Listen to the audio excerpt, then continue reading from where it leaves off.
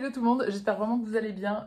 Petit vidéo avec mon téléphone, donc la qualité va être moins bien, mais je suis en vacances et j'avais pas envie de trimballer tout mon matériel. Donc on se retrouve aujourd'hui pour les top et flop lecture. Et là aussi je vais séparer en deux parce que je vais pas avoir le temps de filmer une vidéo d'1h30 et de faire un montage d'1h30. Donc aujourd'hui je vous en présente 7 et lundi prochain je vous en représente 7. On va commencer tout de suite avec, j'ai lu Le jour où le soleil ne s'est plus levé de Nin Gorman et Marie Alino qui est paru chez Albin Michel. C'est le tome 2 qui suit la nuit où les étoiles se sont éteintes, dont je vous ai parlé il y a quelques temps, que j'avais adoré vraiment. C'est un truc young adult, mais je l'avais dévoré. J'avais ri, j'avais pleuré, c'était vraiment trop bien. Pour vous raconter rapidement, donc c'est l'histoire de 5 amis qui partent en road trip. Et on a des flashbacks de il y a un an, quand un des 5 est arrivé dans le lycée des autres et qu'ils ont fait connaissance et tout ça.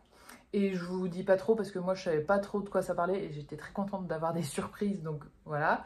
On suit 2 personnages principaux sur les 5, mais on voit quand même les 5. Et là, le tome 2, c'est la même histoire, mais au lieu d'être du point de vue de Finn, c'est du point de vue de Nate, qui est l'autre personnage principal du premier. Et j'ai bien aimé, mais j'ai une petite retenue parce que comme on a déjà l'histoire du point de vue de Finn dans le 1, et ben en fait, on apprend évidemment des nouvelles choses du point de vue de Nate, mais on sait quand même où va l'histoire, on sait un peu comment ça se finit. Donc j'ai trouvé ça bien, mais ça m'a pas fait l'espèce de glooby-bolga d'émotion du numéro 1. En revanche, ça m'a pas dégoûté non plus, donc là je suis en train de lire le numéro 3, qui s'appelle Ces prières que je fais dans le noir, donc je vous en parlerai le mois prochain. Encore une fois, ce tome 2, j'ai bien aimé, mais j'ai pas eu l'amour que je garde pour le premier. Ensuite, j'ai lu Very Good Actually de Monica Heinze, et en Heinze, je sais pas comment ça se prononce, et en français, il s'appelle Super Bien Merci, et il est sorti chez 10-18. Alors là, on suit un personnage, pardon, je vous avais pas dit, c'est les livres que j'ai lus en juin et en juillet, donc il y en a qui remontent un petit peu, et j'ai plus, par exemple là, je me rappelle plus le prénom de l'héroïne, mais bon, c'est pas grave. On suit une héroïne qui vient de divorcer et qui ne le vit pas hyper bien. Alors, c'est un peu... J'ai aimé moyen, on va dire. C'est-à-dire que c'est agréable à lire. Il y a pas mal de trucs drôles. Par exemple, elle fait des listes, mais ça peut être des listes de n'importe quoi, genre... des fois, elle fait historique des recherches du samedi soir. Et on voit, en fait, son historique nous fait comprendre, genre... un truc livraison à manger chez moi, comment répare-t-on ceci, comment fait-on cela, qu'est-ce qu'on fait quand on s'ennuie et tout. Donc il y a plein de trucs drôles. Après, ça reste une héroïne qui vient de divorcer et qui est pas au top et qui est un peu lourde, qui voit pas forcément ce qui se passe autour d'elle et tout. Donc il est bien, mais voilà, ça peut être une bonne lecture de plage par exemple, je pense. Il m'a pas révolutionné le cerveau. Ensuite, je vais vous parler de un truc qui s'appelle Les filles d'Egali de Gerd Brantenberg, qui est norvégienne, si je ne dis pas de bêtises, et qui vient de sortir chez Zulma, alors qu'il date des années 70. Donc il a été écrit il y a un petit moment. Et en fait, ce qui est très fort, et je dis bravo, je ne sais plus si c'est un traducteur ou une traductrice, je ne sais plus.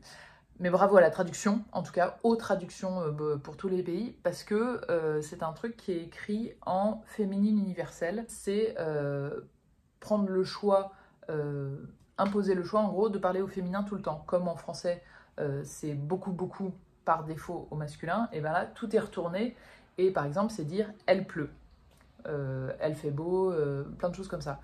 Ou au lieu de dire mon Dieu, oh ma déesse. Voilà, ça c'est la féminine universelle.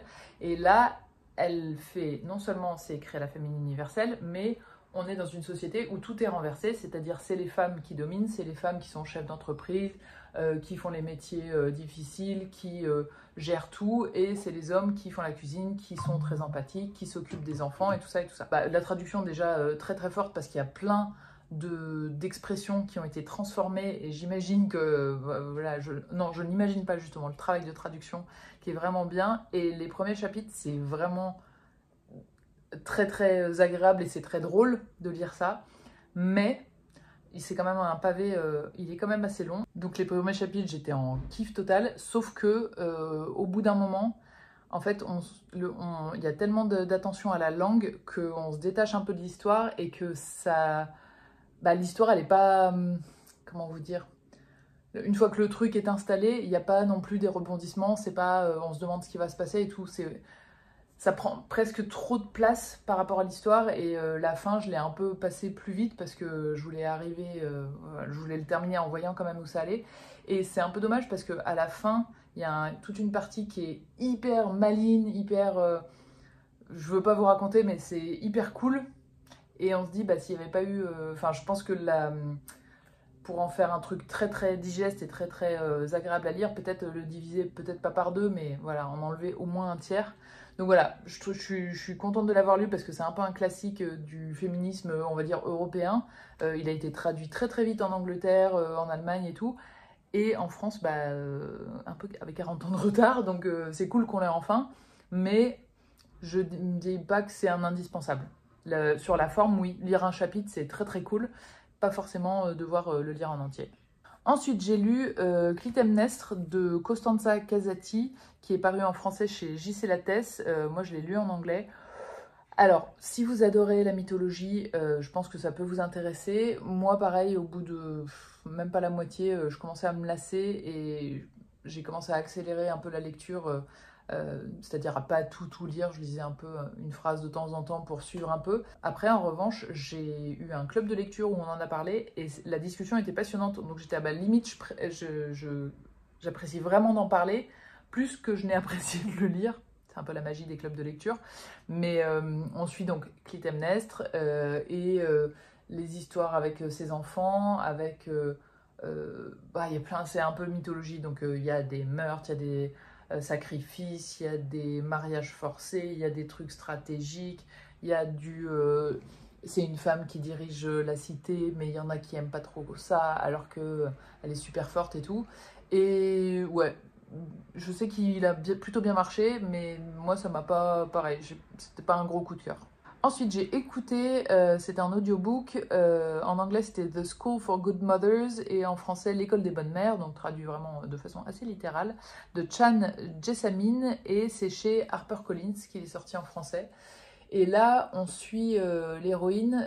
C'est une sorte, ouais, c'est une dystopie, mais vraiment dans un monde très très proche de notre monde, pardon, d'aujourd'hui. Et elle a... Alors attendez, c'est quoi le début de l'histoire? Elle part se balader et elle oublie, je mets des gros guillemets, sa fille de 2 ans qui pleure très fort et c'est les voisins qui appellent, je sais plus si c'est la police ou les services sociaux ou un truc comme ça.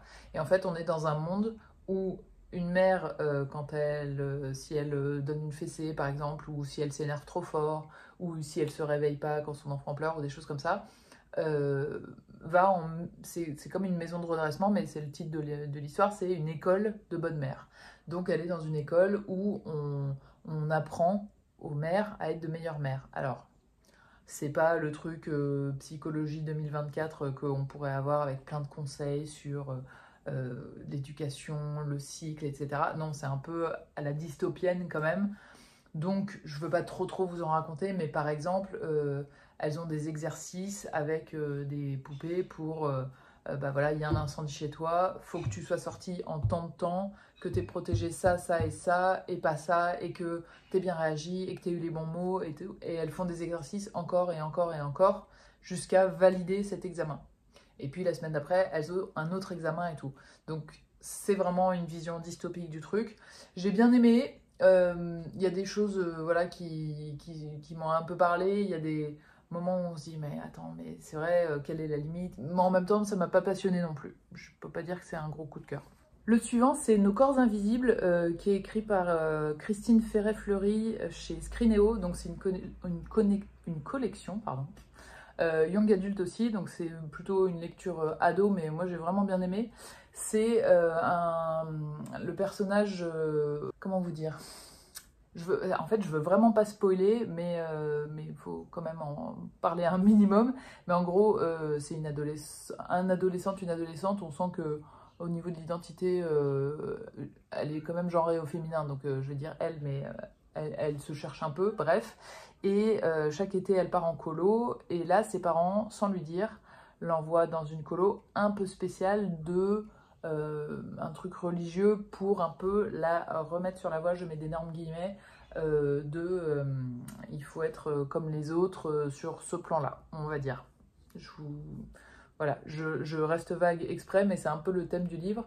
Et il y a beaucoup de choses sur l'acceptation des autres, qui on est, sur l'identité, mais aussi beaucoup de choses sur la nature, la contemplation et tout. Et c'était une lecture très très agréable, très facile, assez rapide.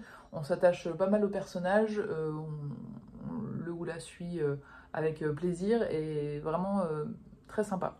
Et ensuite, le dernier, c'est un truc que j'ai pas aimé du tout. Je vous en parle pas très très souvent, mais là, vraiment, mauvaise surprise. D'autant plus que le pitch de départ me plaisait quand même pas mal. Donc là, ça s'appelle The List de Yomi Adegoke. Et il est sorti chez HarperCollins Libri. Mais il n'est pas sorti en français, je ne crois pas. En tout cas, il est assez récent en anglais. Et donc là, on suit une journaliste féministe pour un... Avant, elle avait un blog et puis là, elle est dans un média indépendant, voilà, un peu rentre-dedans. Il n'y a pas longtemps, elle a écrit un papier qui a très très bien marché sur MeToo dans la musique, donc en Angleterre, ça se passe. Et elle sort, elle est fiancée avec un mec un peu connu, mais pas connu comme, c'est pas un footballeur non plus, mais qui a eu un podcast qui marchait bien et qui maintenant travaille dans un média un peu branché et tout. Donc c'est pas non plus deux stars de la télé que tout le monde identifie ou connaît, mais c'est des petites célébrités, on va dire. Un statut moyen influenceur, on va dire, petit ou moyen influenceur. Et donc c'est en Angleterre, je vous ai dit, et un jour, il sort une liste sur Twitter de noms d'hommes agresseurs avec ce qu'ils ont fait. Et en fait, c'est une liste anonyme qui a été... quelqu'un du milieu des médias a créé ce document Google où plein de gens ont contribué et puis, hop, elle a été révélée. Et en fait, cette journaliste, sur la liste, il y a le nom de son fiancé et ils doivent se marier dans un mois. Et donc, on suit le questionnement de mais qu'est-ce que je fais? Est-ce que j'annule le mariage? Est-ce que j'annule pas le mariage? Est-ce que je crois? Est-ce que je crois pas? Comment j'enquête? Je lui parle pas? Mes amies, qu'est-ce qu'elles en pensent? Je me dispute avec elles, nanana. Et si vous voulez vraiment le lire, je vais essayer de vous mettre un temps vers lequel avancer, sinon je vais vous raconter un peu pourquoi ça m'a pas beaucoup plu. À la lecture, j'étais à, bah non, une journaliste féministe qui s'est battue pour publier des trucs sur MeToo. Je pense il y a plein de réactions que elle a, où je me dis, bah, elle réagirait jamais comme ça. Le côté, mais non, mais pas lui, mais c'est pas possible. Je pense que, enfin, avec tout ce qui s'est passé depuis quelques années, un des trucs dont on sait que c'est pas vrai, c'est pas parce qu'on pense que la personne a l'air bien sous tout rapport qu'elle n'est capable de rien. Je pense que là, attention, attention, vraiment, c'est plus du tout à l'ordre du jour ce genre de réaction. Donc j'ai trouvé ça un peu bizarre. Et tout le long du livre, je m'attendais au twist, au retournement, au truc qui ferait que, je sais pas, qu'elle allait se réveiller et tout, en me disant peut-être qu'avec l'amour, effectivement, tes repères peuvent changer. Et ça c'est un peu long, pourtant je l'ai pas passé plus vite. Vraiment, j'attendais tellement un truc. En plus, sur la couverture, c'est marqué la lecture à faire, machin, truc génial et tout. Donc je m'attendais vraiment à, je sais pas, être emportée à un moment. Et en fait, je suis arrivée dans le dernier chapitre, j'étais là, ça va être maintenant, c'est obligé. Ah, il reste 5 pages. Ah, il reste 2 pages. Ah, c'est fini. Et rien n'est arrivé et on est resté sur cette espèce de... Non, il s'est rien passé. Non, vraiment pas... Et vraiment, si vous n'avez pas du tout envie de le lire, je vais vous dire le fond de l'histoire vraiment. Donc n'écoutez pas encore une fois, allez un peu plus loin si vous voulez le lire. Mais en gros, c'est le seul de la liste, le fiancé, qui n'a pas fait ce qui lui est reproché. Et je me dis, est-ce que vraiment écrire un livre sur ces accusations-là qui sont très minoritaires, je ne dis pas qu'elles n'existent pas, mais vraiment elles sont très minoritaires. Et moi je pense qu'il faut mieux se pencher sur celles qui sont vraies et plutôt que de montrer des histoires qui pourraient discréditer. Enfin je sais pas, ça m'a gêné la façon dont c'est fait. J'ai trouvé ça... je sais pas, ça m'a pas plu. Voilà, je termine sur un truc négatif, c'est pas très cool. Mais sachez que je fais le teasing de ouf, je suis désolée, mais ça se fait un peu comme ça.